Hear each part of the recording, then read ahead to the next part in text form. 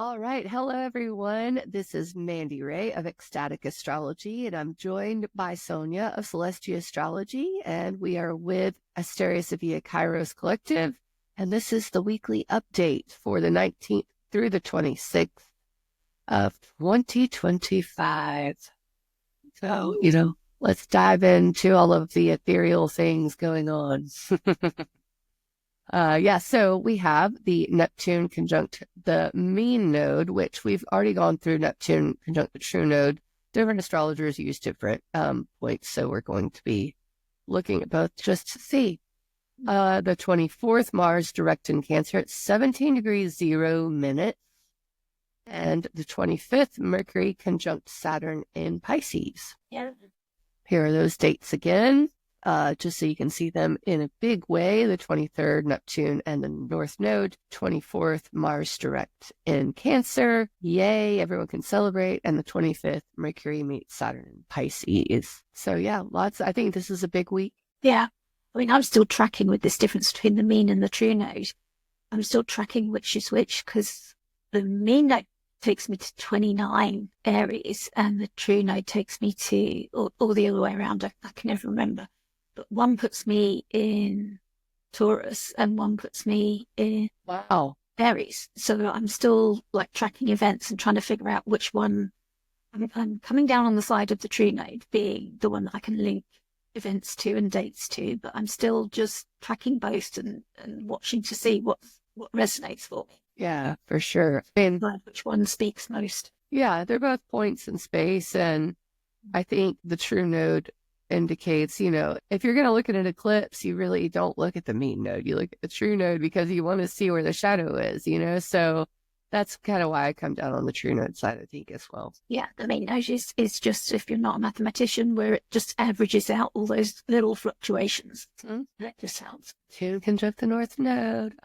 So I guess as far as this goes, you can use this in your own life to see if this has some major meaning for you. It is, again, kind of exclamation point for eclipse cycle, and also for Venus retrograde, I think, because it will come back by this point as well. So this date is just, I think, highlighted for purposes of tracking. If you really are following astrology, this is a really good date to tune into what's going on in your life and to see what might be coming forward with the eclipse. The moon being in Capricorn that day, sextile the sun in Pisces, I think just brings more of the emphasis on all of this Pisces pileup that we've got going on. Even the moon's like, oh, hey, what's going on over there in Pisces, So on a scale of, big things happening, I'm not sure this will be like extremely noticeable, but it's definitely worth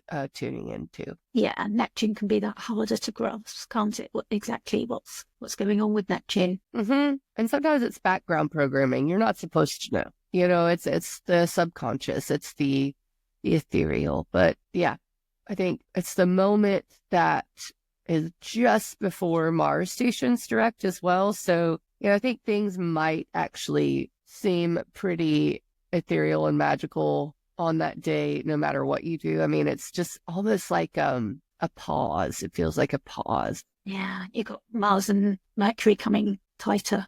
Mercury's just coming to reach that trine with Mars as well, bringing information to Mars, gathering information from Cancer, watery Cancer, bringing information into watery Pisces.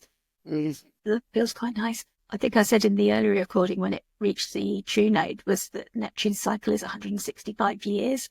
So it's approximately 14 years in a sign. And we looked to see, and Neptune and the node didn't actually meet in Pisces last time Neptune was in Pisces. So it just feels that bit, last time. Special. Yeah. So it feels just that bit more special that they're meeting now. We have to wait. They met in Aquarius the last time the nodes were passing this side of the chart, this side of the zodiac. So we were thinking back sort of maybe 9 years ago to your themes. Yeah. And the reason we're saying that is because we're heading to eclipse season. As the sun gets closer to this node, that's going to bring us into eclipse season in March. So there's contact with the outers and the node just start maybe triggering something in our subconscious or in our dreams or something that's quite often with eclipse season, you get that intensity right around the season. But before it, you get little intuitions or instincts about where things are going, where they're heading. And this is something that would bring that through to you, bring those little prods of just telling you, do this, don't do that. Like today, for some reason, I was just, I suppose with the moon, it was Cancer rising when we started recording, but I kept getting this prompt, put your best perfume on. It's like, yeah, but we're recording. It's like, no, nobody can spell me, but it was like, yeah, okay. And it just kept carrying on telling me to do that until I did it. So yeah, maybe it's in the nodes, or maybe it's the moon, but you know, they want me to smell nice for you. Right. So it's like, it's funny because I very rarely put perfume on if I'm watching from. That's a Pisces thing too. Yeah. But it's like when you get that little thought in your head of you haven't put your perfume on yet, and it's like, well, no, I wasn't going to. And you start arguing with yourself. It's like, just follow that thought. Don't argue with it. Just lean into it. And it's like, intuition, very strong around this time. Yeah, I'll go and put some perfume on. No, your best perfume. Are you sure? Yes, okay. So that's just one way, because it is that information coming to you that different way, and especially with Mercury being there as well. It's flowing and shifting, you know, just like the ocean flowing and shifting out. We gave you those dates before. It was November 2016 was the South Node Neptune. Yeah. And that was the last eclipse season with the nodes flipped too. So every 18 years, the North Node returns to the same sign, but every 9, it flips. So, or 9 years after the North Node is in Pisces, the South Node is in Pisces. So the last time we had the Pisces Virgo eclipses, Neptune was in Pisces, but the South Node was there, not the North Node. So it was more of a letting go, and this is more of a inviting in. Yeah, thank you. And then I've got a note that the next conjunction isn't until October 2041. So these occurrences are much rarer. So a lot of the personal planets moving around, we're quite familiar with the energy, but this is an unusual energy. We don't talk about very often, or it doesn't happen very often. So for me as a fairly new astrologer, it's like leaning into it, and you've got to try it out and see as well. You've got to live through it and experience it, knowing what it is. 2017 was a year for me. I do remember. So I hope themes aren't repeated is all I can say. That's right. It wasn't the easiest year for me, but maybe that's also Neptune in the South Node. But yeah, they're long time scale marking, and sometimes it's like chapters in your spiritual journey. Sometimes you can look back and see seasons and chapters emerging. Astrology isn't always from a specific date to another specific date, but you can look back and see those seasons in your life. And again, this Neptune can be about our spiritual journey and our connection with information from other places, especially with these other planets here. Yeah. Even this mean node connection is different to the true node connection that happened in the first week of the month because of Sun and Mercury having joined the party now. So that's right. Yeah. And sorry.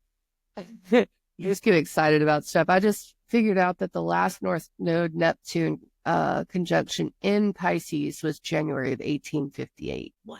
Yeah, just to get and what's funny about that time frame was Uranus was exactly the same place. It was at 25 Taurus, pretty close, and Saturn was at 25 Cancer. So, these things do throughout history kind of come back, and we all know around that time, I think what was going on in the world, especially America. I think Abraham Lincoln had his debates with Senator Stephen Douglas. So there was a lot going on. It's funny to sort of orient yourself into something that was so long ago, but these cycles, that's why we kind of try and give you some dates is just to like really ground yourself into these cycles and get a feeling of quite how rare this is this time, and just to really feel into this day. Or around this day, because obviously it's quite intense when it's applying as well. That's right. And also to think, where would you like to go forward in your spiritual journey? Because when astrologers debate fate and free will, we do believe that there's wriggle room there for agency, and having some intentions and tracking these cycles and just being aware of them and maybe creating that healthy container again just gives us some agency of if we look back on where we were. I mean, obviously that's a huge chapter. We weren't existing in that time, but so that means that up to this point, it's been the whole of our life. So where this is like a marker in your spiritual journey, where are you now? And where would you like the rest of your life to go? Because this is like the halfway point in that karmic fated side of this journey. I mean, the nodes and Neptune just seem to sort of bring that same kind of energy in. And just having an idea for yourself of where you would like it to go kind of negotiates with fate in that sense of this is what I'm bringing to the table, rather than just letting it all happen.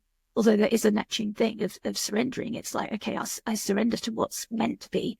Also, like, can we choose this path rather than that path? You know, you kind of got some agency as you're grappling through the fog. You sometimes do decide to go towards the water, or you smell something in the fog that draws you one way rather than the other.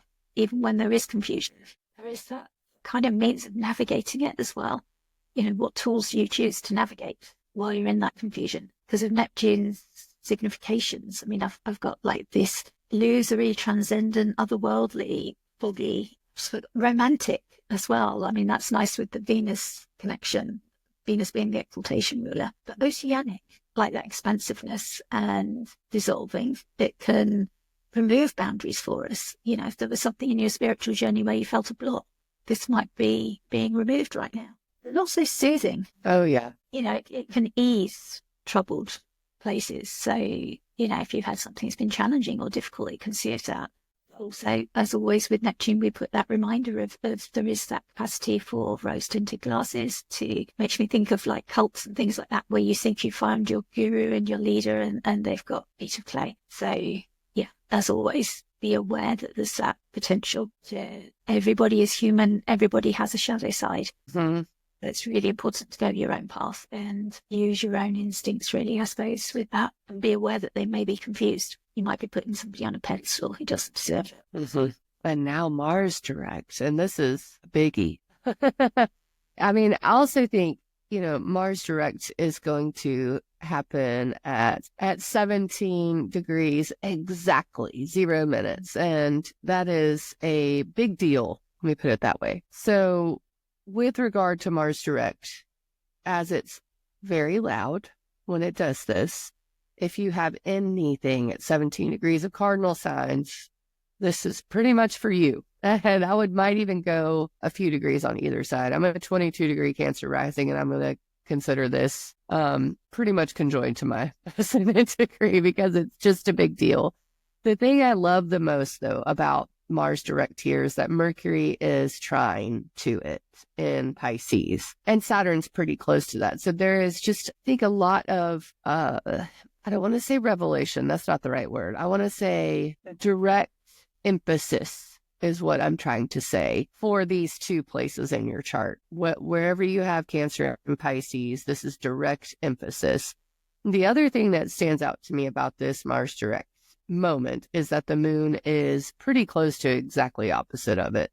It's only 3 degrees away, and it will very, very soon after the direct moment will oppose Mars. So even, you know, it's even bringing in this Capricorn area, which is structure and integrity and things of that nature. So, you know, I do expect for things in the world to probably happen on this day.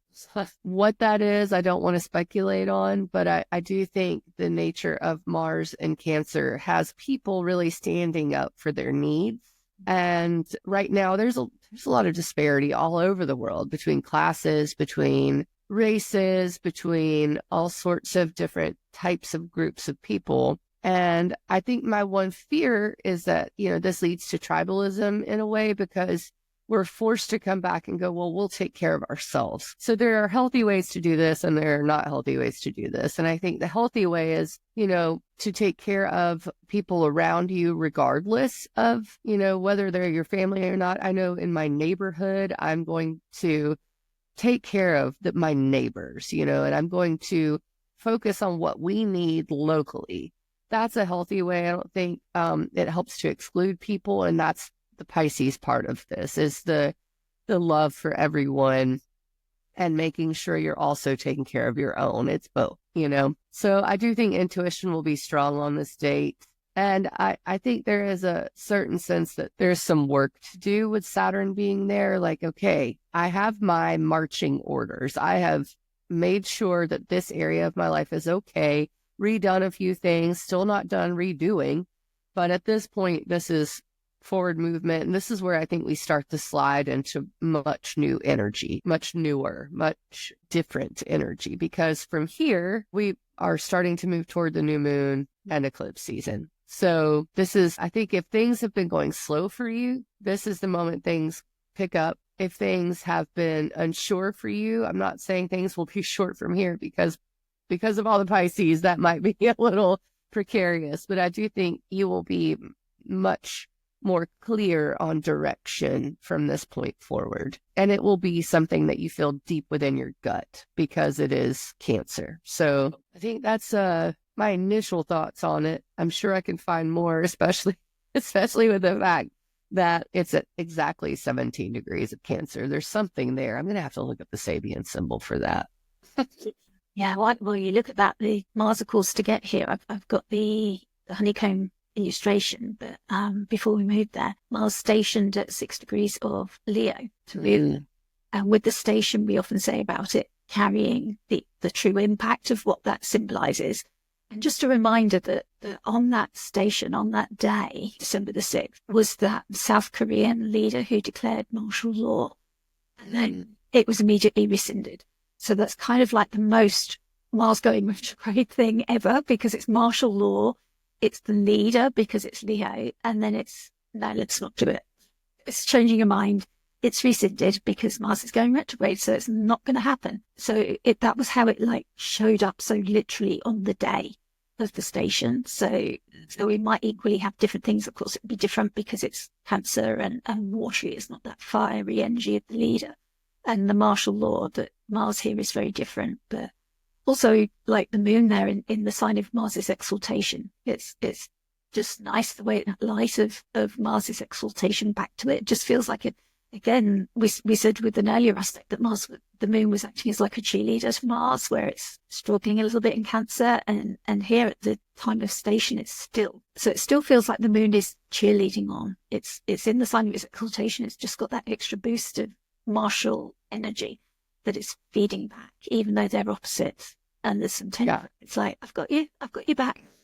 Yeah. It follow through.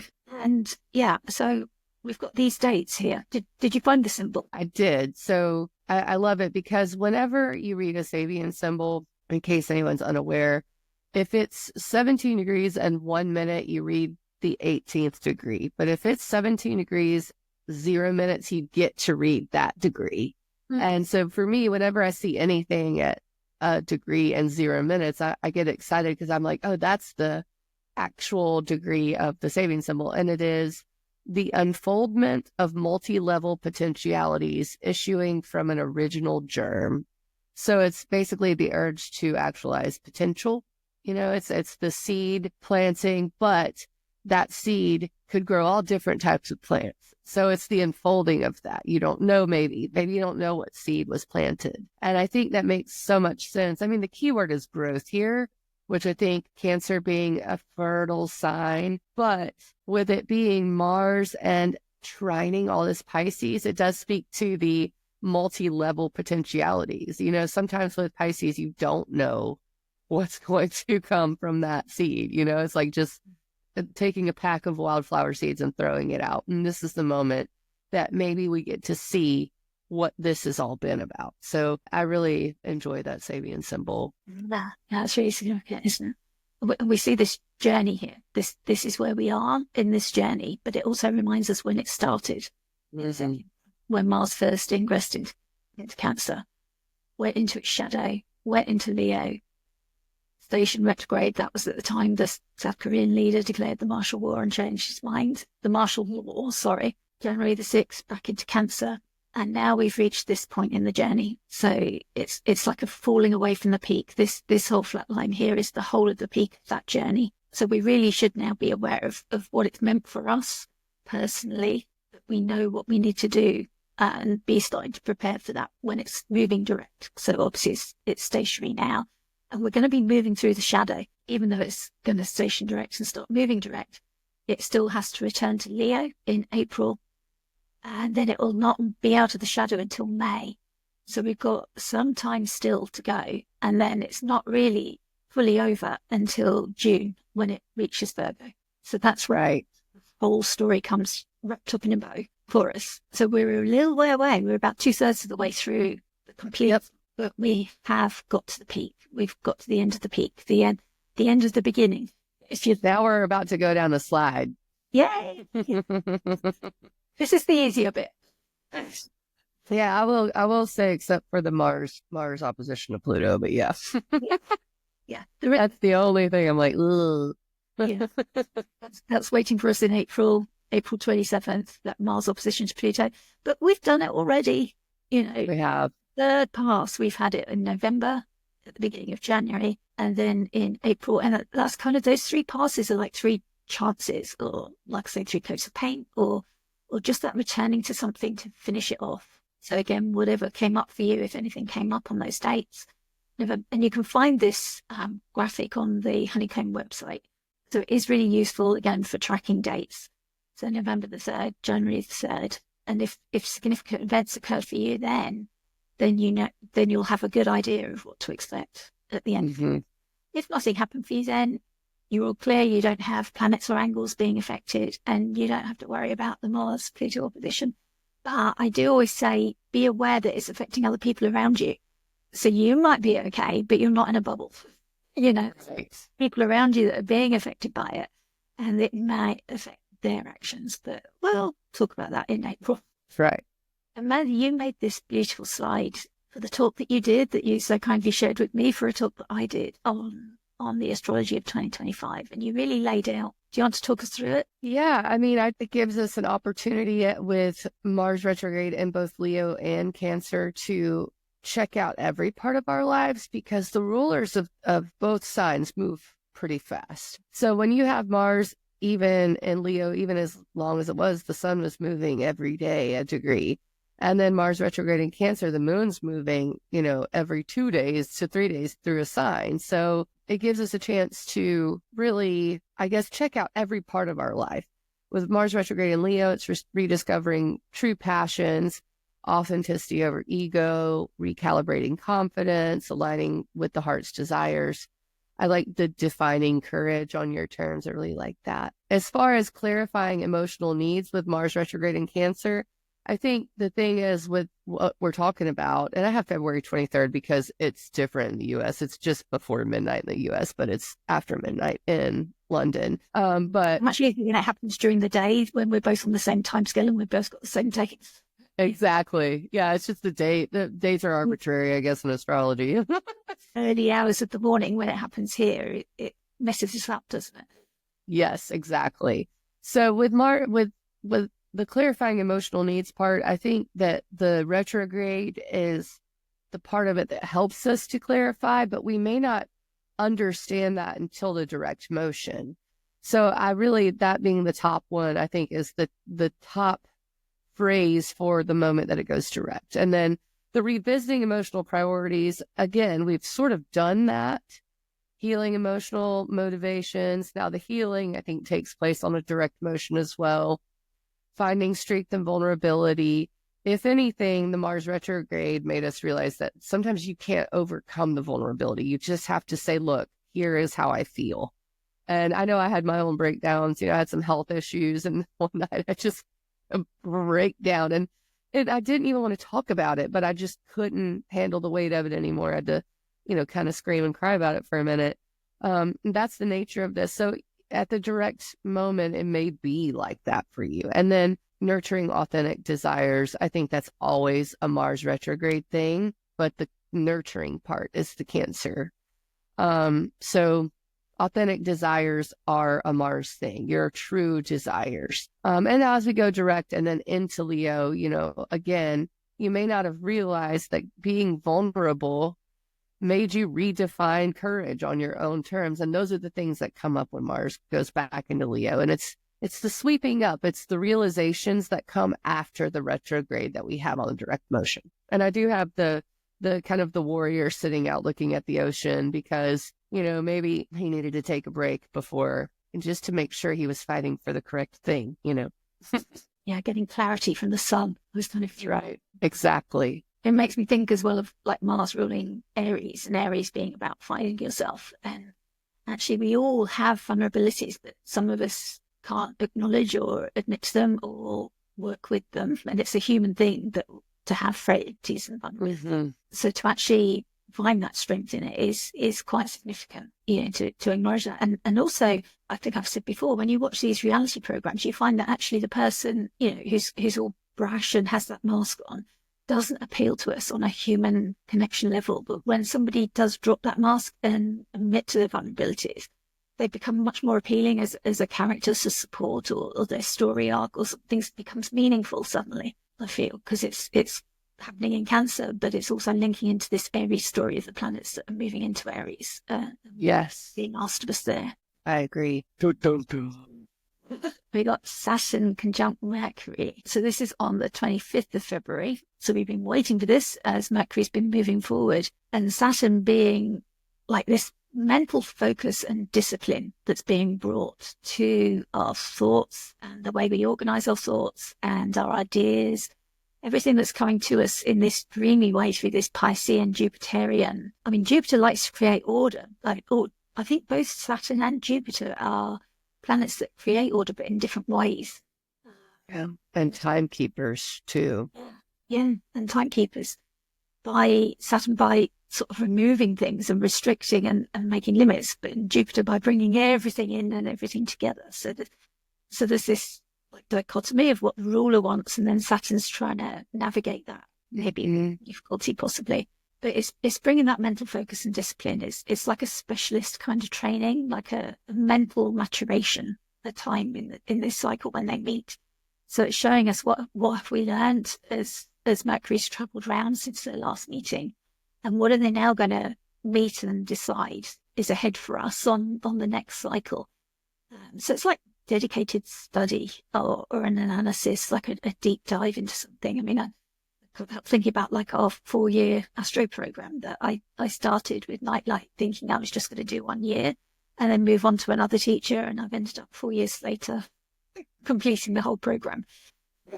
So that just feels so Saturn Mercury. It's like, no, Mercury would flit around and be curious and do all the things, but Saturn's like, no, you're going to stick at this. You're going to see this through. You're going to complete it. You're going to put some hard growth in and some hard work, and you're really going to learn it all. So yeah, long-term deals and strategic negotiations as well. Mercury being the lord of like business and commerce as well. So if there's negotiations going on, Saturn's going to show you any limits or boundaries on that or restrictions to it, and help you get really strategic about how you're approaching that. And also careful thought, and I'm thinking speech brevity with me sort of rambling on about this with all the ideas. That's a good way to look at it, because I mean, Saturn does demand mastery. I look at Saturn as the master, so, and that's, I mean, just what you were saying too. I don't know. I always look at Saturn as commitment as well. And with Mars stationing direct kind of intertwined to that, Mercury was trying to Mars, and it's Mercury trying Mars goes direct, and then Mars makes the commitment to it. I mean, Mercury makes the commitment to it when it passes Saturn. So both of them really, neither one of those was wrong. And, with the square of Saturn by sign to Jupiter, which rules Pisces, and Mercury being back by Saturn, there is this, you were talking about how Saturn kind of takes away and Jupiter brings everything in. And it reminds me of breathing. You have to inhale and exhale. And that's kind of what this is, astrologically, it's the inhale and the exhale not at the same time. I guess it'd be cool if you could do that at the same time, but I guess simultaneously is what I'm trying to say, that we are doing this exhale and then we get to do the inhale. And that's a beautiful movement and a beautiful life-giving thing. And so if there is any tension, tension is the life-giving thing. So it's okay, basically. And I guess Mercury moving past it does feel nice, because as it builds up to it is really when you might feel the restriction of it. But once it passes it is when you have a diving board to jump off of, So I'm pretty excited about that. At that meeting, and they've got new ideas to work on, new things that for you. Whereas approaching it, you're being asked to release the old that you've outgrown from their last cycle, and it's challenging for us to do that. Yeah, and when was let me look at when the last time Mercury hit Saturn was, because that might be something good to look at. Mercury conjunct Saturn. That would have been February 28th, 2024. That was at 9 degrees, where the new moon will be. Yay! We do love nines. We do. I just keep seeing, and it's crazy because the last time the North Node conjoined Neptune in Pisces was at 9 degrees back in the 1800s. So there's these 9 degrees of Pisces things coming up. But yeah, you can look back to February 28th, 2024 to see if there was something like that. And it was also a Cazimi. It was Mercury, Saturn, Sun. So that was a pretty big deal. Yeah, that was a big one. Have all three. Yeah, so basically 1 full year before this was the last Mercury Saturn conjunction. So yeah, look back at it. And that was because it was so early in Pisces. This is more of an evolved version of that, Yeah, it's reached like the third decan now, hasn't it? Yeah, it's traveled through the first and the second. It's in Mars's decan, of course. Yeah.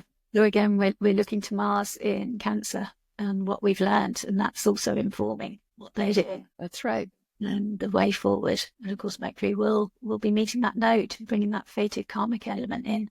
I've got like the archetypes there is that measured language, like conciseness. So, those haiku poems that are just a couple of lines. And also like that dry comedy, the satire of things like The Simpsons or The Office, things like that, where it's just a little bit quirky. We've also got the Sun and Neptune there, and they're bringing in their significations, which we've talked about a lot, because there's so much happening in Pisces, but the clarity from the Sun that Mercury is traveling away from now, that Mercury's just had its Cazimi with the Sun, the Aries, they're now sort of bringing that forward into Pisces, preparing for the Sun to move into Aries. But the significance again of this cusp line between Aries and Pisces, and the trine to Mars you've mentioned, and the sextile to Uranus as well. Yeah, the Uranus is 23. So we see how Uranus has been brought into so many of the aspects that we talked about this month. Yeah, and the full moons, it's the new moons have been at 9 degrees, but all the full moons have been in the 20s interacting with Uranus, I think. So in some way. Yeah, so that's sort of bringing us into some sort of new energy, isn't it? As Uranus finishes up its journey through Taurus, there's a real concentration on what is Uranus telling us about Taurus. Now here we've had the farmers protesting and warnings about the bird flu. There's been articles about that, and a new strains been discovered here.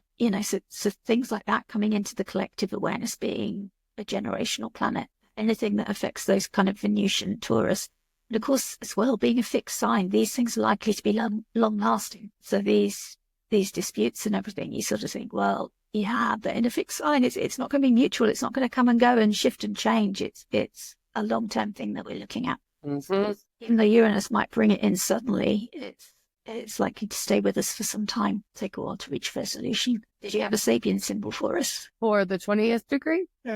I can do that. And I love the Sabian symbols just because a word picture is kind of the way I love to, I come up with different things I think about a degree, or, a lot of people do, but Dan Rudyard spent a lot of time doing that. So it's 20 degrees and 15 minutes. I will read for the 21st degree of Pisces, which is under the watchful and kind eye of a servant. A girl holds a little white lamb. So tactile awareness of the wonders of living, basically. Hope for a future that can be felt, sometimes naively. Basically, it's hope, I think, is the best way to put it. That's nice, isn't it? And lamb symbolizing spring and season, and yeah, I don't know, like Saturn being able to bring things into form as well. Just that feels like that hope that this is giving Mercury a chance to really, okay, you've got this idea, but it's doing no good while it's stuck in your head or going around in your head, or what are you actually going to do with it? Are you going to be brave enough to put it down on paper and actually bring it into some sort of material form. Because in Pisces, it can just get lost in that ocean. Is it Very true. messages in bottles that like wash up sometimes years and years later? That's such a thing, isn't it? It is. Wow.